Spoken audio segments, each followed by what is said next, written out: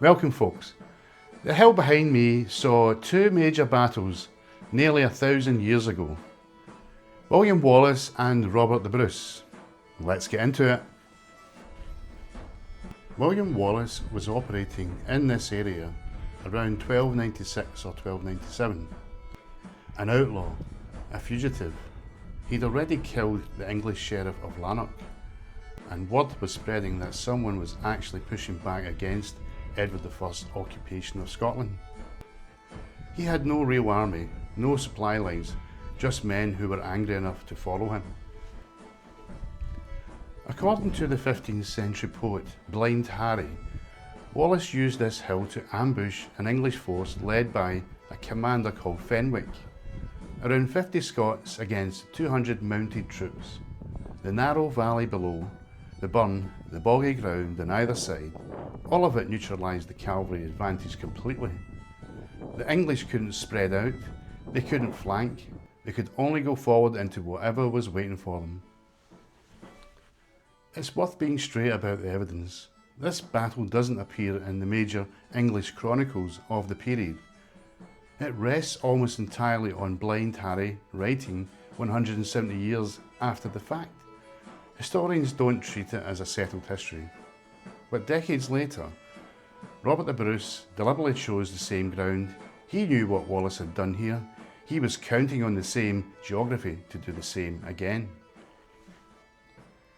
And to understand why Bruce needed this place so badly, you have to understand how far he'd fallen before he ever got here.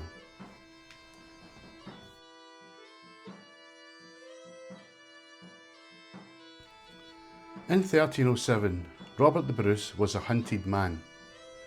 His army had been destroyed. His wife and daughter were prisoners of the English. His brothers had been executed. His closest supporters were either dead or in hiding.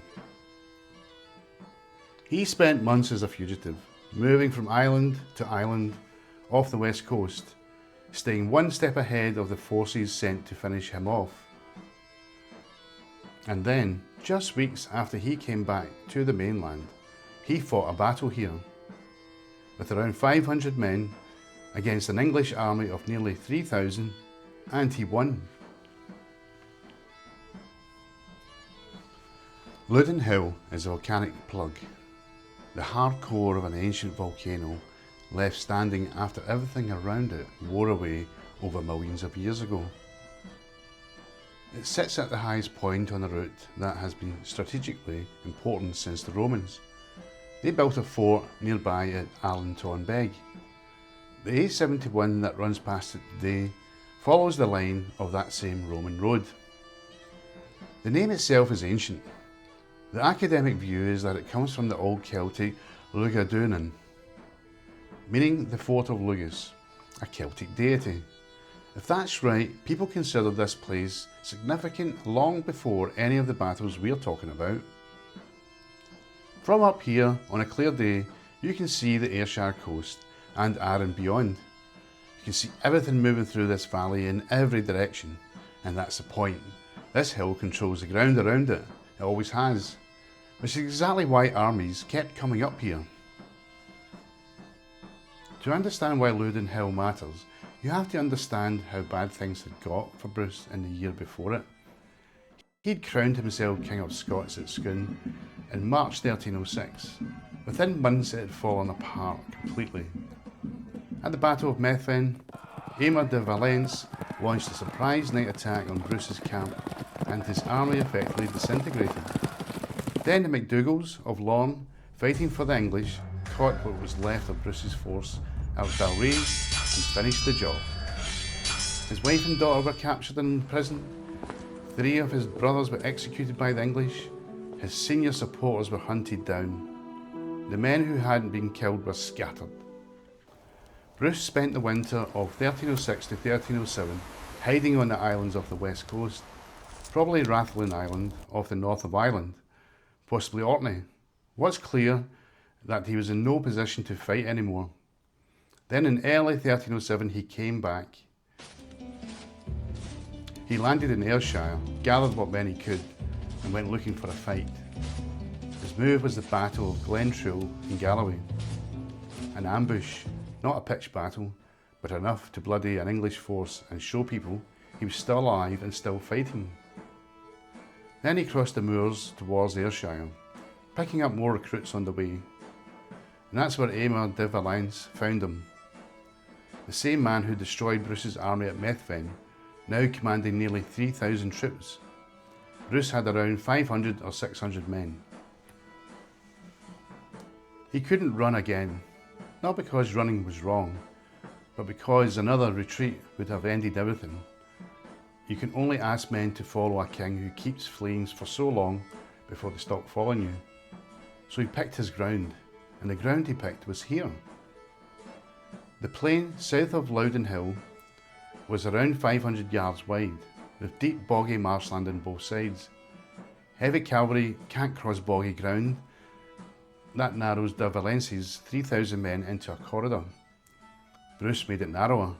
He had his men dig 3 lines of trenches extending outward from the marshy flanks towards the centre of the road. Each line pushed the English further into the bottleneck they couldn't get out of. On the 10th of May 1307, de Valence sent his cavalry in on a frontal charge. The Scottish spearmen held the line. The English front ranks broke. The rear couldn't see what was happening and started to panic. Within a short time, the English army was in full retreat, fleeing toward Bothwell Castle. Around 100 English knights were killed. De Valence got away. 3 days later, Bruce beat another English force under the Earl of Gloucester. 2 months after Loudoun Hill, Edward I of England, the man who had spent a decade trying to extinguish Scottish independence, died at the Borough-on-Sands, just south of the Scottish border. He never got his rematch with Bruce. Bruce learned something here. Use the ground, force the enemy into a trap they can't escape. 7 years later, he did exactly the same thing at Bannockburn, just on a much bigger scale.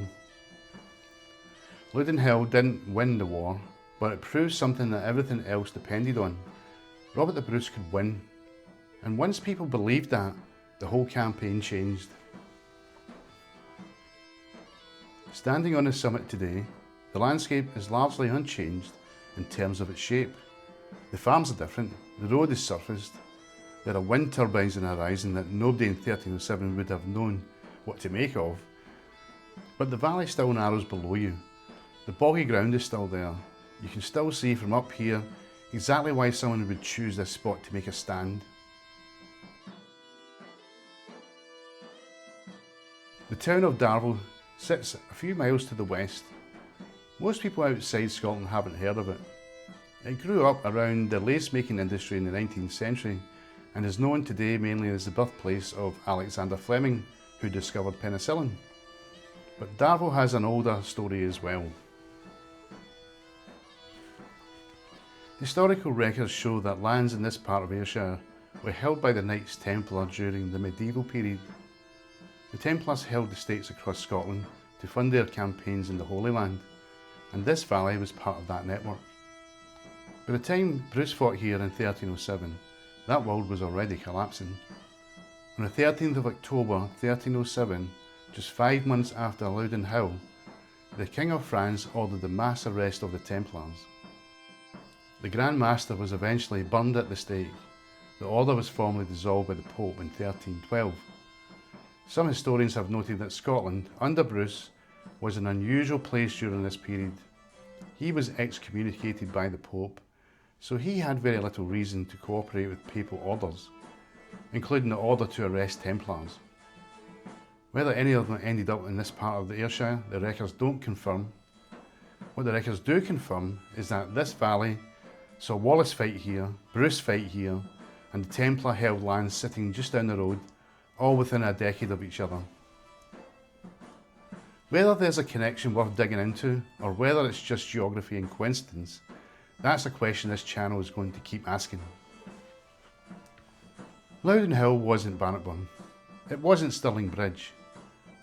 But in May 1307, with his family imprisoned and half his supporters dead, Robert the Bruce stood on this ground with 500 men and beat an army of 5 times the size.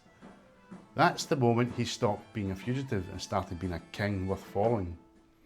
And it happened here, on a hill most people drive past without a second glance. If you found this interesting, subscribe for more of Scotland's overlooked history. And if you've been to Loudoun Hill yourself, let me know what you made of it in the comments.